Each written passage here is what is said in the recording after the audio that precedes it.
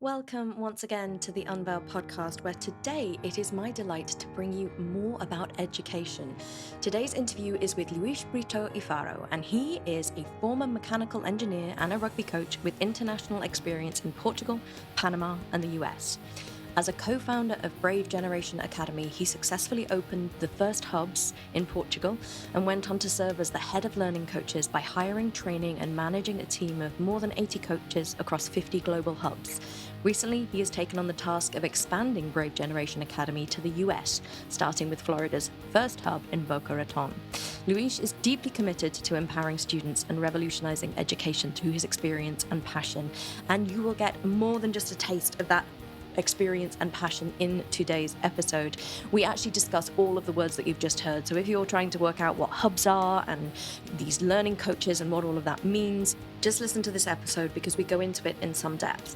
This is another opportunity to understand different ways in which our education system could be built and how the education system needs to change. I was deeply inspired by the work of the Brave Generation Academy during this conversation, and it really is fascinating to me how, as I've said before on this podcast, people can say that there needs to be change, but it really takes bold and empowered leaders to make those changes and to set up the systems that can rival the existing institutions. Luís and his co-founder are doing that over at Brave Generation Academy. And if you have any interest at all in change or ways to think about fostering independence in our youth, this is the episode for you to listen to. Please do check out the show notes for all of the links to Brave Generation Academy and how you can get involved. And also listen to the episode because you'll hear that Brave Generation Academy are really keen to set up a school near you. And they don't need that many people to do it. So if you are a parent or you know somebody who has children and you want to be involved in doing something different, go to the show notes, listen to the episode, and learn how you can become involved with Brave Generation Academy. It is a great pleasure of mine to welcome Luís to the Unveil podcast. Hello, Victoria. Thank you so much. Hi. I'm really excited about this conversation. Now, to give our listeners a little bit of background context, you messaged me on Instagram after listening to the recording that I did with Michael Strong, all about education. And so I want to really dig into all of the things that you do and that your company does today. But why don't you just give our listeners just the 30,000-foot view of what you do and what you're here today to talk to me about? Yeah. So I'm a co-founder at Brave Generation Academy. We're an alternative form of education, self-directed. We do sixth grade and above. And we have two main goals. We want to personalize education to every kid. And we want to give them real life experiences. You know, life happens in the real world, not only inside classrooms, and we have to prepare them for that exactly. And we started about 2 years ago with that mission, and it hasn't stopped since. I started out as a business developer there. We initially started in Portugal. I'm Portuguese, and from there I went to be the head of the learning coaches, the guides that are on site leading our learners, our children, our teenagers. And now I'm here in the US, in Boca Raton, in Florida. We're expanding here, our eighth country at the moment, with a lot of potential. Yeah. Eighth country. So where are you currently? Well, like where does this exist currently? Yeah. So for our listeners, I think most people will be more used to the word micro schools. So we're basically a network of micro schools, and we call them hubs. So we have hubs in Portugal where we have about 40 hubs, 600, 700 learners more or less. Oh, wow. In Spain, in Marbella and Valencia. In Namibia, in Windhoek and Walvis Bay. South Africa, in Cape Town, Joburg, and Nelspruit. And in Mozambique, in Maputo. In Kenya, in Kilifi. We're going to Bangalore in India, and we are here Phuket in Thailand, and now here in the US in Boca Raton. Yeah. Amazing.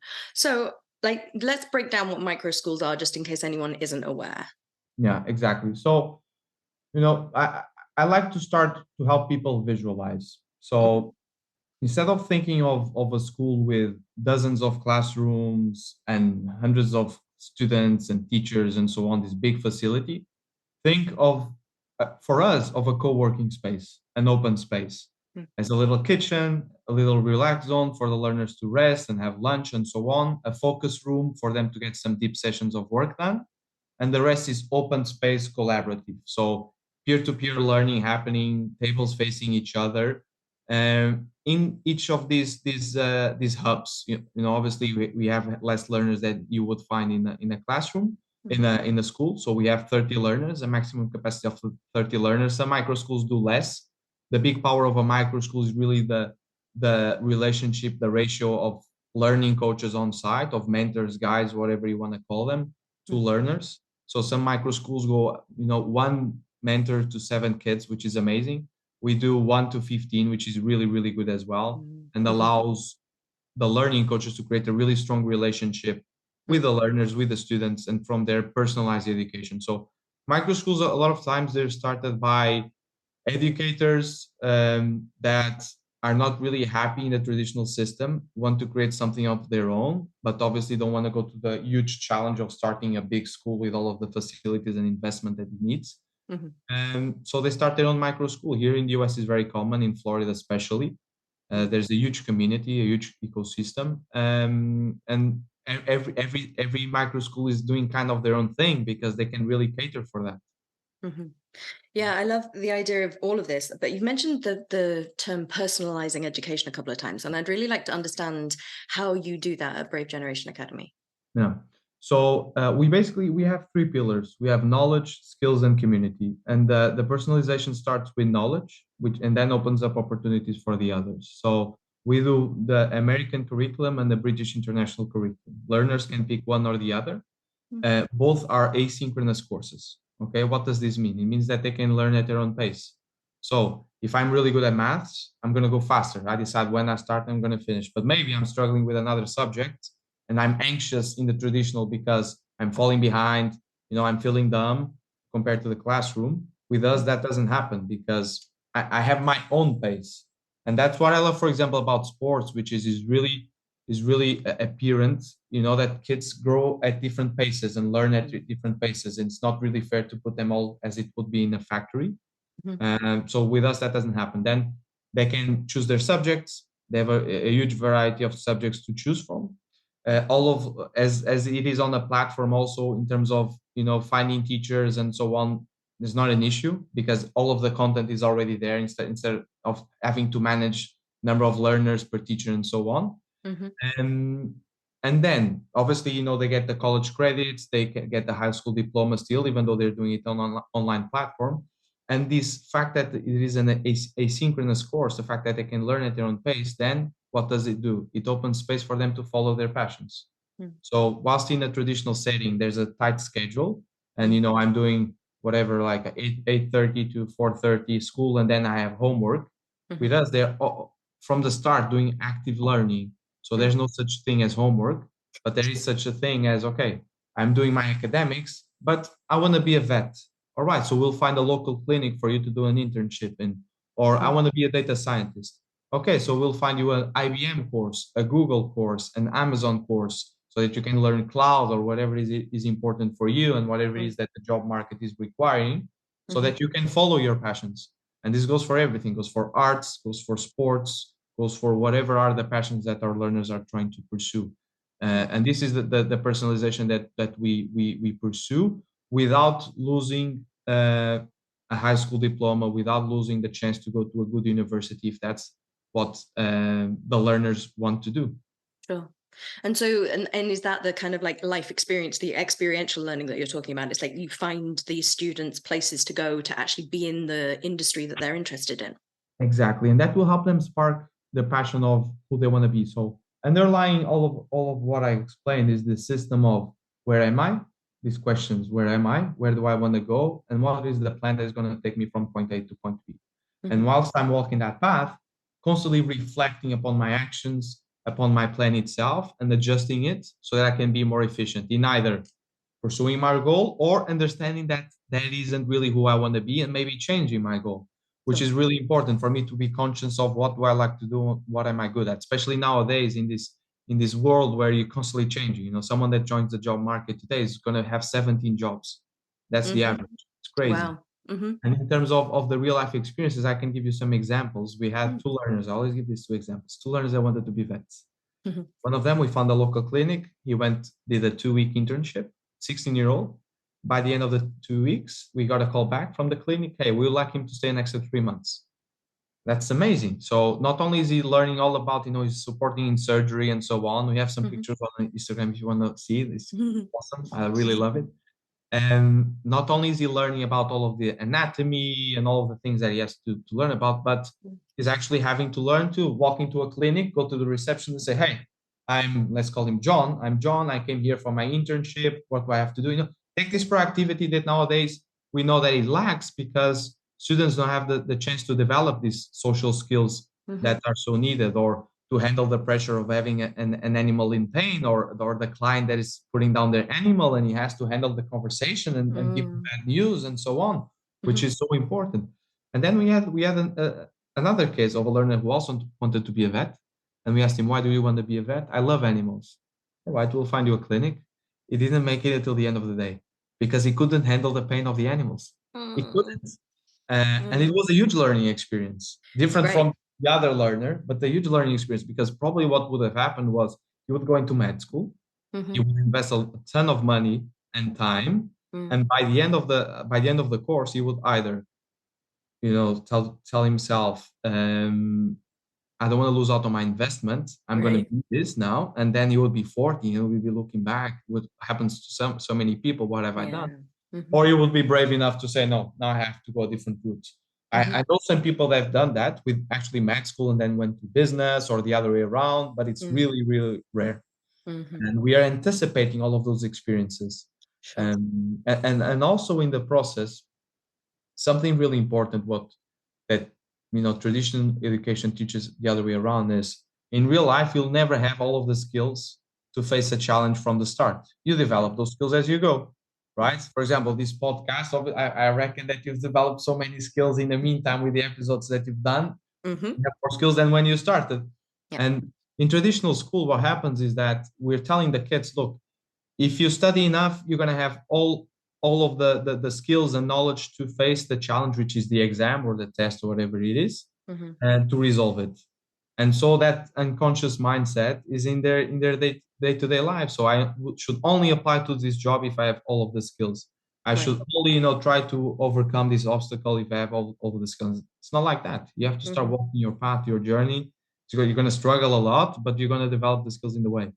And it seems like there's a real, so I'd like to dig into the pillars that you have, and I'd like to start with the community piece, because it feels like this way of learning is building so many more skills with less of the drama that seems to happen in school ages. So like, help me understand a bit of how the community element of your schools work. Absolutely. The way we structure it is really, really important. So when we started out, with a hub, 2 learning coaches, 30 learners. And we told ourselves that we would never move away from it.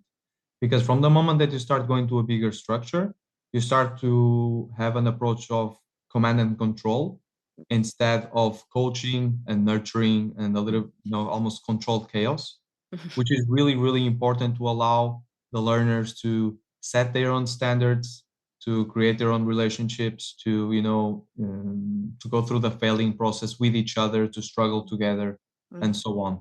So the structure of the hub, 1 hub, 30 learners, 1,500 square feet, 2 learning coaches is really important for the community aspect. And we have what we call the 5 key development areas, which every learner has to reflect upon every week or every 2 weeks. And they are self-directed learning, motivation, and initiative, which are individual, and they have 2 facing the community: peer-to-peer learning and hub participation. So with peer-to-peer learning, has to do with my ability to either be humble enough to ask for help whenever I am struggling, or to be proactive enough when I see someone struggling to get up and go there and help them. So we really promote this peer-to-peer learning. Whenever a learner goes to the learning coach and asks for help, we ask them, okay, have you already reached out to anybody? Have you done your research online before coming to me or coming to the course manager, who's the subject matter expert who's on the platform? And then the hub participation is, how am I contributing to the hub? So for example, we have a cleaning schedule. The learners clean the hub themselves because they have to take care of what is theirs. If we want them to take ownership, they have to be responsible for it, and we have to handle that responsibility. We also have a hub budget. So every month hubs get 200 euros to spend on whatever they like. It can be some hubs like to save it to go on trips every once in a while. Other hubs like to buy pizza every week. It's up to them. They're the ones who manage it. Other hubs have created like their own bar. So there's one responsible for to go to the supermarket, buy stuff, and they leave it there, and it's like a vending machine. And the others go on and put money, and they can have debt and so on, and they're managing it by themselves. And then what we do is that we all of these hubs they work as an ecosystem. So we end up having 60 labs, so to say, in terms of experiences, and we share those experiences with each other. So every time that a learner has a good idea or a learning coach has a good idea that is working, we share with each other. The learning coaches share that with each other. Every time that something's not working well, we share with each other as well. And we either do this by technology, Zoom meetings, Slack, and so on. We have determined times for that. Or something that we love to do is hub exchanges. So we actually have, a learning coach that is in Lisbon, goes to Cape Town, or from Porto to Lisbon to the Algarve, and they take their experiences with them and they break the bubble. We also have clubs. So the learning coaches, every learning coach has a particular background. So we have engineers, we have lawyers, we have doctors, we have tattoo artists, we have PE teachers. And then they can bring that technical expertise to the table as well. So we have chess club, we have coding club, we have emotional intelligence club, we have debate club, and the learners from each hub participate in those clubs and compete and help each other and so on. So we have learners from Maputo interacting with learners from Cape Town or Joburg and Lisbon, you name it. And so this great community. That's very cool. It must be such a different education, because I mean you're sort of training entrepreneurship without really training it. You're just like, it's part of the infrastructure and the ecosystem. Exactly. And that's the most important thing, which is all of these buzzwords that we listen nowadays, these 21st century skills, which are fundamental. I don't really believe that they can be taught through PowerPoints. We've tried to add it, so it is helpful to have a structure, theoretical structure that you then can bring to practice. But it has to come organically, empirically. You have to go through experiences. You cannot learn empathy by only reading a book, right? You have to interact with people with whom you disagree, probably, to learn how to create that empathy, and that's what we really thrive for. And then in terms of management as well, it's beautiful to see. I used to be the head of the learning coaches before coming here to the US, and Tim, our founder, is a big believer in empowerment and in making ourselves redundant and leading the way, creating a space where others can make their own decisions and so on. And that's how Tim leads the team, the central team. So myself and others in the education, in the operations, and so on. And then that's how I manage the learning coaches, and that's how we want the learning coaches to manage the learners. And you see this staircase; it's beautiful to see. It's really natural to how BGA operates. The empowerment. And I'm really loving the languaging you're using. It's like you haven't said students and teachers once. You're talking about learners and learning coaches, which I love. Was that? I mean, I'm assuming that's an intentional choice. Very intentional. So especially to start with, and why is that? When we started out, it was a struggle in the sense of not falling back in the comfort zone of the traditional, because we were doing something very different, especially in Portugal, which is a very conservative country. Here in Florida, you find a lot of innovative approaches. Portugal, not that much. You find a few, but we were always very careful to, whenever we had to make a decision, whenever we were struggling, we were like, are we falling back to the traditional because we want to be comfortable and we don't really want the answer, or are we making a decision based on the well-being of the learner? And we had to make all of these decisions very, very intentional. And obviously the words that we use are part of that. And that's something important for us. And so what was the origin story? Where did this start? And we'll go into your involvement and how you got involved, but where was the brainchild of this? How did it emerge? It was Tim. So to talk a little bit about Tim. Tim is one of those visionaries that, those hurricanes that wherever he goes, stuff happens. Yeah. So he was born in Cape Town, sorry, in Joburg, in Mm-hmm. South Africa, Johannesburg, and he started doing business when he was like 12, selling vegetables in the street and so on. Pure Yeah. entrepreneur. Went off to start a couple of businesses and made himself a really successful businessman, and Mm-hmm. eventually moved up to Portugal. His parents are Portuguese. Okay. He moved back to Portugal, so to say, Mm-hmm. and he had these two kids in a really good private international school in Mm-hmm. Cascais, nearby Lisbon, and they were doing the IB, which is a Mm-hmm. really intense curriculum, and he realized that they were starting to lose out on their passions. So they were not doing the things that they would actually like to do, so that they could do school. Mm. And every day you would ask him, how was school? The same. What did you learn? Same as you did. And he thought, okay, this is how it's supposed to be. Because actually, he sometimes he does these trips around the world every once in a while. He takes his kids, he takes a tutor, and he saw how passionate they were about learning. They were in Mm-hmm. Thailand and they were learning Muay Thai and they were curious, so it was inherent to them. But Mm-hmm. whenever they set foot in a traditional setting, that died. Mm-hmm. And he wasn't liking that, Mm-hmm. especially because all of his three kids are really different, and school Yeah. was treating for them the same. So Yeah. something was not adding up. Mm-hmm. So he takes his two kids out. This must have been like late 2020, something like that. Mm-hmm. Um, and he assigns them a tutor, and they were doing the academics, they were doing massive online open courses, and they were still doing what they like to do: music, rugby, motorcycling, horse riding, whatever it is. I said, okay. Then a new friend joined, and then a new joined, and then a new one, and a new one, and a new one. At some point, there were about 15, 20 in Lisbon, Mm-hmm. and still learning, how to develop the model. Still very, very early time. Mm-hmm. Um, and we started. I wasn't there at that time. Started standardizing a little bit the models, spreading the word, bringing experts to the table.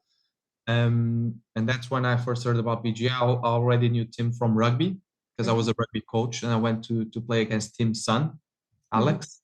We lost by 40. It was a tough defeat, that one. I And will you're never still forget friends? it. But at the end, I was talking, and I chatted to Tim, shake hands, etc. Classical rugby was a beautiful part of it, and I got to know him better. And then I saw him sharing about BGI on LinkedIn. And 4 weeks in, I was quitting my job, and I was starting to open the first few hubs up in the north of Portugal, and Wow. that's how I started. And this was January 2021, and then by September we had about 150 learners signed up for the program for Brave Generation Academy, a little bit around 10 hubs, something like that.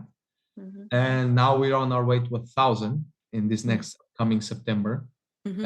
And we have hubs where in Portugal and so on, and around the world. And it has been a crazy ride, but it has Mm-hmm. been a very, very, very fulfilling one, Mm-hmm. especially because everything that we've done we put the learner first. Is this going to help the learner or not? Even if we look like fools, and we did a lot of times, because we were learning in the process, Sure. we put the learners first. Is this going to help the learner? And we are definitely on the right track to achieve it. Mm. So what was it about this that was such a yes for you? Like why this project? Why did you choose to get involved? Yeah, I was never a fan of how school was done, so I obeyed. I was that obedient kid, Yeah. but that in the background was talking to teachers, asking why were we doing it like this. So Mm-hmm. I remember I had some feisty discussions with some teachers in my 11th, 12th grade. But then I went on. I went to engineering. I never wanted to be an engineer. I just wanted to have problem solving, critical thinking, Mm-hmm. and so on.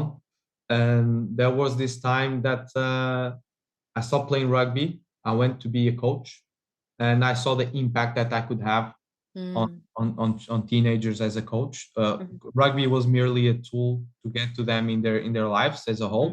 Mm-hmm. Rugby for me is one of the biggest pillars of my life. Made me where I am today. It was basically rugby and my family was the two things that made me where I am today, or who I am today. Um, and I saw, okay, education can, and our pedagogical coordinator says this as well. Education can either destroy you or really put you on the top of the world. And it has so many orders of consequence down the road. either as a ripple effect and affecting other people, but on all of the actions that you're going to have throughout your life going to be based on the experiences that you had or didn't have as a kid. And looking back at I think everybody looking back at their teenage years, their children years, they have that mentor, they have that phrase that they remember that someone Yeah. told them that either affect them really for the positive or for the negative. Mm-hmm. And I wanted to be part of that. I wanted basically a project with two things, with meaning. I was kind of lacking meaning at that time because I stopped playing rugby. Rugby always had a huge place in my life in terms of time and purpose, Mm-hmm. and I was lacking that. And then entrepreneurship as well, because I wanted to create my own thing, so to say. I wanted to develop something from scratch, and this project had it both. At the time, I had just finished my thesis. I was working a traditional job, corporate, and I thought, okay, if it's not now, when is it going to be? When I have a wife and kids? No, now. So I took a risk. A lot of friends told me I was crazy, but it worked out for the best. Mm-hmm. And so your role has clearly changed over time. Do you miss being more in contact with students? Do you is there an element of like clearly moved into sort of like more managerial stuff? I'm just interested as to Yeah, whether you still get the reward. yeah, it's clear. It's clearly different. So when I started out it's curious. When I was in the business development side of things, I was very, very involved in the learning coaches and trying to help them and come up with strategies and coaching and so on. And that's why eventually I moved to be the head of the learning coaches. Mm-hmm. And throughout, I was the head of the learning coaches for a little bit, just over 1 year. Mm-hmm. And throughout that year, I think I made myself redundant in a way. It was really, really, really fulfilling. And the best ways to recharge my batteries were going to the hub and seeing happy kids learning and happy to coming to school Mm-hmm. and so on. But it was also a little bit exhausting in some ways, obviously, creating a project from scratch and managing so many people. At some point, we were 80 learning coaches. Um, but it was very, very fulfilling. And at some point, we promoted 4 learning coaches to what we call the development coaches. So they were basically regional managers, so to say. We give them the name of development coaches because we want to keep that managerial approach of coaching and not top down, but bottom up, as we do with the learners. Once again, words matter. And they were much better than me. They had been learning coaches. I had never been a learning coach. They were learning coaches. They knew the ins and outs. They were more experienced than me. And at some point, it was really curious because since about January of this year, I wanted to talk to Tim about it. And at some point, Tim comes to me and say, "Hey, look, we have to see how maybe we can restructure this." I was like, I wanted to talk to you, but it was such a stressing time that I didn't think it was the right time to bring it up. And at some point, we were in sync of coming to the US, and this was the next step. Coming here to the US, obviously, I miss the learning coaches, I miss the learners, I miss traveling. I was always traveling between hubs, talking to the learners, getting to know them, and so on. I miss that part, but I really like also the business side of things. Sure. So it's just a different purpose, but I still, I still feel an impact. Still very much on mission. Yeah. Yeah. There's always stuff to do. It never ends. Yeah. I have a curiosity about kind of conflict resolution. So how does that work in your schools? Because it feels very much like it's poorly handled in education anyway. And, we've got social media that tends to stoke fires of nastiness. I'm just interested as to how this goes in your schools, your Yeah, hubs. it's a big part of it. That's part of our learning coach training, conflict resolution. Uh, the most important part of it, and once again comes back to how we manage our learning coaches and our learners, comes from the relationship between the learner and the learning coach. Yeah. So whenever something happens, and in the beginning when we weren't so experienced in this, we didn't have so many people experiencing this in these aspects that we then brought in. A lot of times, we would assume things, and the learning coach would assume things that why the learner was doing such or was saying such things or was acting that way or this way. um, and then we started implementing these several steps, which was, okay, how well do you know the learner? What do you know about him? Why was he in that emotional state? Why did he say those things? Did you ask him? Did you ask her why did they do those things? Did they talk to the person that they affect? Did you have a conversation between both of them? Did you ask them if they thought that was correct or not, if it was just a heat of the moment, and so on? And 99% of the times, the learners, they give face and they say, look, that was something wrong. I really apologize. And then there's another thing, which is the difference between punishment and consequence. So punishment normally is detached from the action that you do, whilst a consequence is, okay, I took away something and now I have to give back. Okay. So for example, we had this learner, let's say that we had this learner that was always cursing in the hub. At some point, you had the consequence of, okay, you have to take the trash out because you were taking away, you were not respecting your fellow peers. And now you have to add value back to them. So you have to clean up the hub and take the trash out. Just telling him to not come to the hub would not help. How would that help himself or the other learners? That would be a random punishment. But to establish a consequence where he has to add value back is a big difference. And that's how we really look at conflict resolution and really looking at the context from where the learner is coming. And that's what our learning coach is allowed to do. So a learning coach spends so much time with the learners that they understand, maybe on Monday, because this kid spent his weekend with the dad instead of the mom, he'll come with a different type of attitude. And I will cater for that.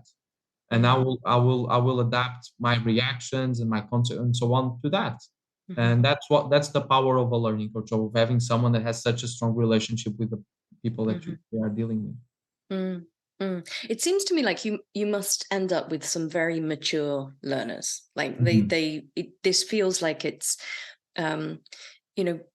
encouraging them to be little adults very early, which is a good thing. I'm not saying that's a bad thing. I'm saying it's a good thing. Is that what you've witnessed in the students, learners that you've had? Yeah, absolutely. It's just a matter of giving them the opportunity to do so. If we don't give someone the opportunity to step up, they never will, right? So we really thrive for that, and that starts immediately with the fact that you're responsible for your own learning. If you're not dependent on the teacher teaching you, if you're dependent on, okay, I told myself that this week I was going to achieve this and I didn't, it's entirely up to me. And I have to figure out what are the strategies that I'm going to, with the help of the learning coach, I'm going to put in place to be better next week. So I'm always comparing me to myself and not to other people. And that's very, very healthy. And yeah, that's really it. And then figuring out from an early stage that I'm part of a community, that I have to know how to behave. I have to know how to respect, either in terms of cleaning after myself, of managing the noise levels, of whatever it is, simple things that we tend to forget nowadays, but they're absolutely fundamental to live in a society. And what we always try to do is for the peers, for the learners to set the standards by themselves. So we don't have like a top-down rule book for the hubs. The hubs have to come up with that by themselves and by the representatives. So each hub has two representatives, and they meet with the other hubs as well to understand how things are going. We have several committees and so on. But the learners, they have to be the ones responsible for setting up the standards, because that's the only way for them to understand why those standards exist in the same place. Yeah. If I tell you that you have to do something just for the sake of it, it's going to be hard for me to follow up. But if I'm the one saying, no, I'm the one who set up the standard, I must live by it. Otherwise, I'm being a bit of a hypocrite. And now I have the almost a healthy peer pressure from other learners too. Sure. And do you find that the other learners, like if there's someone who's slightly slower, they tend to try and match pace with other people? Do you find that they kind of like have this collaborative sense naturally, or is that something that really has to be instilled in them by the learning coaches? It depends on the learners. Some learners are very natural at that. Others, learning coaches tend to instill that. And that, once again, relationship between the learners and the learning coaches, especially when it comes to social aspects, is really important for the learning coach to manage the expectations according to the learner. Yeah. So sure. By principle, again, we always instill the peer-to-peer learning. Yeah. But let me give you two examples. Let's say that we have two learners that want to, or they want to develop their social skills. And this is something that they can set out to do. So we divide the year into 3 sprints. I didn't talk about this, and they have to set goals for each sprint as well. So sprints, and weekly they have to constantly be setting up goals and reflecting upon those goals. Knowledge, skills, and community. For skills, it can be I want to develop my social skills, meaning that I want to, I don't know, have lunch with people 4 times a month, whatever it is. So two learners can want to develop their social skills, but at completely different levels. So one of them can already be a very charismatic, empathetic, natural leader. And for him, it will be to do a stand-up show for the hub. The other can be to have the courage to have lunch with someone. And the learning coach will be able to cater for this and be able to manage with the other learners, unconsciously almost to their awareness. That is catering for a learner to be integrated into the community, into the hub, to go to activities and so on. We also have what we call the build weeks. We actually started today, the build week, this sprint, which everybody stops what they're doing, and it's team building activities all the way throughout the week. Cool. Where learners are involved in setting them up, hubs get together. It's really, really cool. Great. What's the main feedback you get from parents? I'm really interested about the parents who send their kids to these hubs. What's the main feedback that you get from them? Yeah. So the parents are the ones who actually have to be the brave ones, because the kids is easy. For them, it's easy. They jump, they are on board, they like what they do. They come for the trial days. We do these trial days, which is they come to try out for a day without commitment if they don't like. And most of the times they come back and the parents are like, he doesn't want to go back to the school. I have to enroll him, whatever, which is cool. In terms of feedback from the parents, most of our kids, it really works out. I would say that 90% of our kids, they really adapt to the system. It takes time. So parents do have to be patient, because there's a huge mindset shift from passive to proactive. Whilst in school, someone's telling me what to do, at what time, etc. With us, they're the ones setting it up. And that takes time. And so parents have to trust in the process, and that's important. But we do have the feedback is very, very positive in terms of the well-being of the kids mostly. So we've already got academic results. We had our first learner sitting exams, and it went quite well. We don't post it because that's not our priority, although it's still important. But the feedback that we get the most from parents is how the learners have developed their social skills, their well-being, waking up and having a purpose and a meaning and so on. That's the most important thing. And we actually compiled a booklet of 50 thank you letters, 52 thank you letters from parents, one for each week of the year. And it's beautiful. And from learners, we have this person, Lorne King, is the head of student affairs, and his sole job is to go from hub to hub and talk to learners.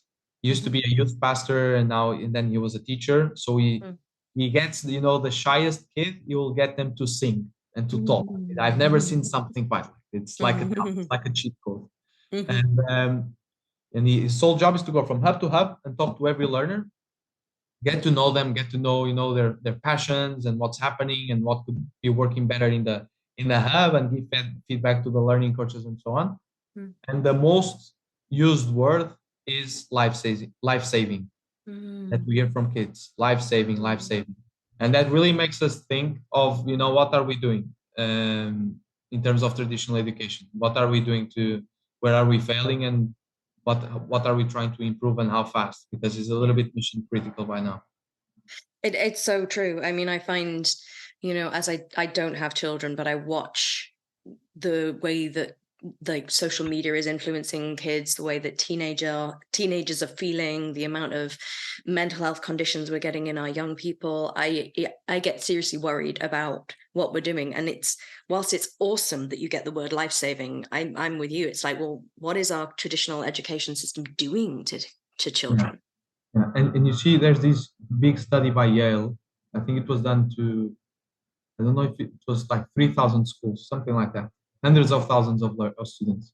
And about 40% of them have been medicated or are medicated. And of those, I think like 20% are on constant medication.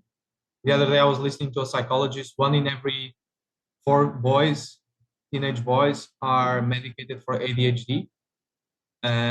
Suicide rates drop in the summer. So it's, we are worried about the pandemic of COVID. I think we have a bigger one in our hands. Yeah. And it's really, really going to affect the future. It's going to have a huge impact on the future when these kids turn out to be adults and be Mm-hmm. leaders in the world. Mm-hmm. And Mm-hmm. we have to act urgently. Mm-hmm. So what's the vision for your company then? How big are you going? Like, do you want hubs everywhere? Are you trying to rival educational traditions, or what's the We don't want goal? to rival against anyone. We want to do our thing. And whoever wants to join us, we'll have open doors. Mm-hmm. So we grew very, very fast. Now we are in a phase of consolidation, of trimming the edges, but we're always open to we want to be sure that we're providing quality education to everybody. Cool. And our hubs can be open anywhere. So if we have in now spread is in this natural reserve, beautiful reserve. The kids are in their computers and there's like a giraffe passing by. It's gorgeous. Mm-hmm. Mm-hmm. Then in Portugal, we have in the center of Lisbon or in the marina in Lagos or in a village with a couple of thousand people. And we open a hub there and had international couples, expats moving there. So we can actually open everywhere. 30% of our learners are on scholarship. So we are a little bit of a profit for purpose in the sense that we want to make sure, once again, that every kid has the opportunity to study at BGA. And we can always adapt to the context where we are in. And that's what makes us really special. You know, a hub in Johannesburg is going to be different than a hub in Boca Raton. People behave differently, have different priorities, and we can cater for that. So we want to be everywhere. We want to be everywhere. Yeah. I think we need you to be everywhere as well. I think there's just this element of something needs to be different for our future. Yeah, and we need to be brave. That's what a lot of times, it goes back to Tim always says, our founder, we're not called Comfortable Generation Academy, we're called Brave Generation Academy. Our first, the first people that do it are always the crazy ones, always. And then people look back and no, they were right. It makes sense. And we must have common sense in the world that lacks a lot of it. We must have common sense. We have to look at the people around us and analyze and see what's happening. If it is working, let's put it into practice. Let's not waste too much time. Let's keep it simple. Let's keep it simple. If the kid is happy, he's learning, is growing, is making friends, why not? Why not do it? And that has been a battle for us since the start. But coming to the US has been a huge relief in the sense of the tide is turning. There are a lot of good people doing good things. Yeah. It's also, it's a wide spectrum. There's both sides, a very polarized country as well, a very polarized world, but a lot of good people doing their best to create a big impact and not just following blindly what's considered the norm. Yeah. It's very important. Yeah, I think it's fascinating, just given what I do and the adults that I see in my practice and the reality that quite a lot of everything that I'm helping adults deal with began very early. And it began with unsafe home environments they didn't have an alternative to find support and safety anywhere. And it strikes me that having hubs like this, even if there is trauma at home, there's something going on, there is always that safe resource for these children. Exactly. And we really thrive for that. And I think in those kids, that's where we can have really, really a big impact when there's no role model, because all of a sudden there's a learning coach. I think that everybody needs a role model, someone that believes in them. Someone, kids need to feel seen. They need to feel valuable. They need to feel that there's something that they are good at and they can pursue it, and it's going to have results. It's going to make them feel good if they take responsibility, and to have a role model to, tap them on the back and to say, I got you. You're not going through this alone, and to help them make decisions, hard decisions in their life that can really affect the rest of their lives is really important. And to have our learning coaches tend to be young. They really connect with the kids. They watch the same movies. They listen to the same music, and that's really important. And this generation of 25 to 35 was like the last generation that grew up without Instagrams and TikToks and so on. And in a certain way, it's really, really important for them to have a close contact with the kids that have grown in the middle of it, and that can provide them with different perspectives of what reality looks like. We cannot lose on that opportunity of fact checking almost what reality is really about. Yes, don't get us started on people's misappropriation of what reality actually is, because we could have another hour-long podcast on our Exactly. hands if not the Exactly. rest. And yeah, and the kids are completely overwhelmed, eh? Like they go Yeah, on TikTok, they go on Instagram, everything is instant gratification, yeah, which completely fries up their brains and their yeah, dopamine receptors yeah. and so on. We are disconnected from each other. Hmm. Yeah, it's a big deal. It's a big deal, and we need to act on We do, we do. I was ironically on Instagram just before I came on to have this conversation, and it was like, oh, find a 7.5 second video, because that's the length of time that attention and spans are going to be patient for now. And I'm like, a 7.5 second attention crazy, span. Awesome. crazy. So, I've really loved speaking to you. Obviously, I'm going to put all of the links to Brave Generation Academy in the show notes and all of that sort of thing. Is there anything that I haven't asked you that you would like to say? How can people get in touch with you guys? Like, what would you like to say to my listeners as we close out today? Yeah, absolutely. So one of the things I didn't mention is that last week we launched our BGA for adults. So Hmm. it's a university. So we Oh, have a wow. partnership with over 140 universities, Hmm. US, UK, and Spain, I believe, Hmm. where learners can still do through our model. So self-paced in our hubs, they can travel through the hubs around the world. They can be in Portugal, Spain, the US, South Africa, be doing our program with the support of learning coaches and getting a bachelor's degree. And they can actually start in the 11th grade.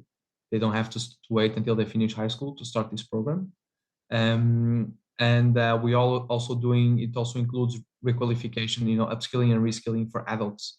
So Hmm. people that want to change careers and so on, they can come to our hubs. We have programs for that, and they can receive coaching from our coaches to go through that. And another thing that I really want to say is that Hmm. we are very much demand driven in certain sense. So many of the hubs that we've opened was a family raising their hands and saying, "I really like to have a hub here," or family Hmm. moving from a current hub to a new place where it doesn't have a hub. And Hmm. what we say is, look, we need 10 kids to make it financially feasible. Find Hmm. us, 3, 4 families with 2 kids, and Hmm. we'll open a hub for you. And we're very, very fast. So we're not a bureaucratic company. We're a young company that's Yes. fast, that Yeah. drives for impact and to Hmm. be very pragmatic, very practical. Hmm. So if you're in a place where you would like to have a hub, reach out and we'll make it happen. I certainly think that there would be demand for that in Austin. Like, there are a lot of families trying to do homeschooling, trying to do something, because there's a lot of people here aware that there is no good happening in conventional schooling. So I think Mm. the daunting step is always, how do I make this happen? And what I love about what you're doing is, like, you're providing the facilities to do the homeschooling thing, but actually even better, because it's not staying at home just with your siblings and your parents, where you don't get the community, you don't get the connection. It's like, this is an alternative to any kind of education that you would get, which actually builds more in rather than creates isolation, which I love. Exactly, 100%. So we maintain the flexibility, the personalization, and the involvement. So this is another thing which is very important, especially for people, that go for the homeschooling route, which is Mhm. parents want to be involved in their kids' education. They want to know Yeah. what their kids are being taught. Mhm. And for us, it's really important to have the parents involved. Mhm. So, there's a team, the parents, the learner, and the learning coach. This is a team, and we're all working on the same direction. We all set the expectations, we set the goals, we keep an open channel of communication, no surprises, and we get it. That's really important for us without losing on the community, on the other learners, as you were saying. Mm. Wonderful. Well, I'm thrilled to have had this conversation and to bring this to my audience. And also, I'm going to tell all the people that I know locally because Thank you so much it's, for having me, Victoria. oh, it's total pleasure. Like I say, every link that people need will be in our show notes. Yeah, but thank you for spending time with me today. Thank you so much. Thank you so much. Have a great day. Indeed. What I love about interviewing people who are changing the educational space is that they really do it from a place of caring about the minds, the emotional experience, and the reality of what it takes to mature young adults. So if you have any interest in any of the things that we've discussed, please go to the show notes. I have included all of the links that you need right there. If you're in the Florida area, Boca Raton area, obviously there's a Brave Generation Academy near you. But if, as Luís said, you would like one near you and you don't live in the Florida area, reach out directly to them, and I am sure they will be interested in supporting your goals and those of your children. All right, with that, all that remains to be said is thank you once again for listening to the Unveil podcast.